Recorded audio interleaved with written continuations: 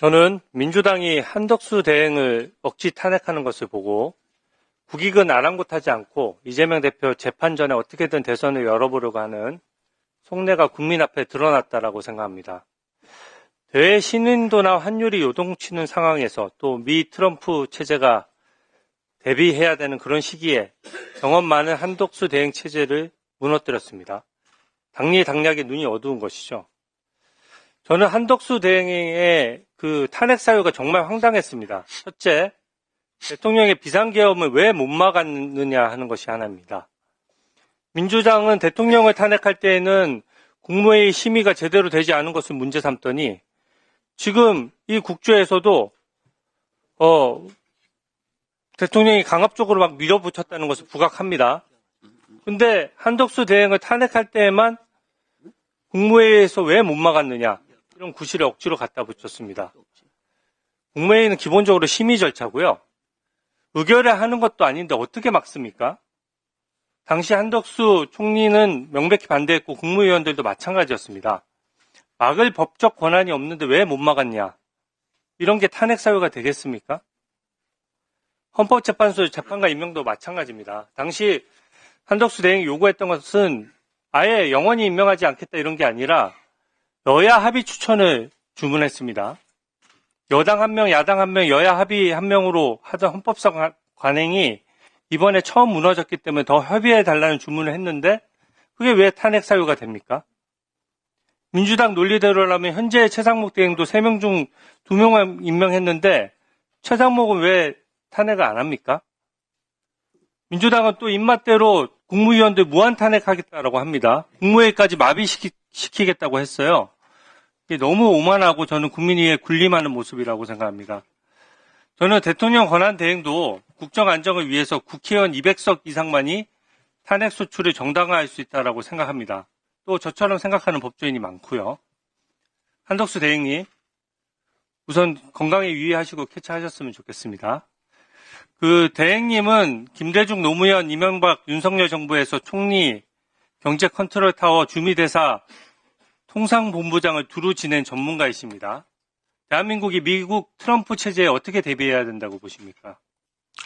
지금 많은 나라들이 새로운 트럼프 체제에 대비를 하기 위해서 정말 열심히 노력하고 하고 있다고 생각합니다.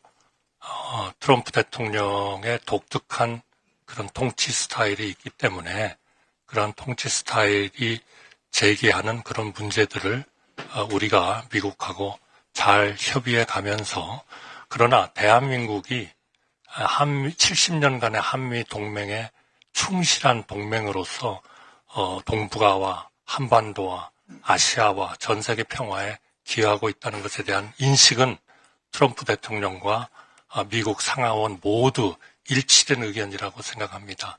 정말 우리 정부도 충실하게 준비하고 또 한미일 간의 안보 협력을 통해서 한반도와 동북아와 아시아의 이러한 그 안전을 도모하고 기여하는 그러한 나라로서 세계에서 사랑받고 존경받는 나라가 트럼프 대통령과 함께 만들어 나가야 된다고 생각합니다.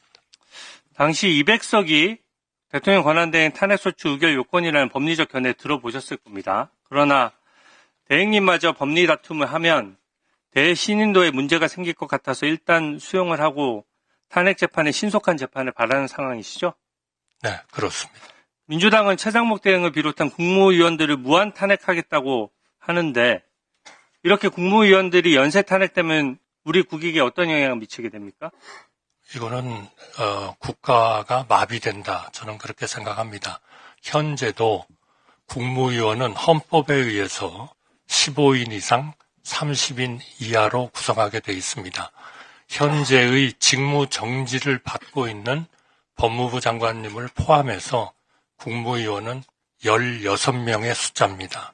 여기에서 몇 명만 더 문제가 되면 바로 국무회의는 불능화되고 무력화돼서 우리 헌법에서 정하는 수많은 일들을 국가가 결정을 하지 못하는 상황이 되지 않겠나 하는 것을 걱정하고 있습니다. 윤석열 대통령의 비상계엄 당시에 총리께서는 강력히 반대하면서 국무회의를 꼭 소집해야 된다라고 해서 시간을 좀 끄셨고 그 자리에서도 명백히 반대하셨죠. 그렇습니다. 헌법재판관 임명과 관련해서는 대통령 권한대행으로서 어떤 검토를 거쳐서 왜 임명을 안 하시고 국회 협의를 먼저 요구하신 겁니까?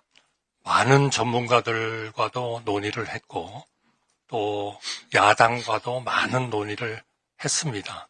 저는 권한대행이 헌법을 관장하는 헌법재판소의 헌법기관에 구성을 할 수 있느냐 하는 그러한 문제가 옛날부터 계속 문제가 제기됐고 그러면 헌정사상 그러한 관례가 있어야 되는데 단 한 번도 여야 간에 합의를 하지 않고 임명된 헌법재판관은 한 명도 없었습니다. 그렇기 때문에 여야가 머리를 맞대고 앉으면 못할 게 뭐가 있겠습니까? 그러한 것을 꼭 저희는 있어야 된다고 생각하고 또 우리의 정치 역사상 항상 그런 어려울 때마다 우리의 정치권은 그러한 행정부가 가지는 여러 가지 문제, 이러한 문제들을 다 커버하고 보완시키는 그런 민주적 정당성을 그때마다 우리 국회가 보완을 해주셨습니다. 저는 지금도 그렇게 믿고 있습니다.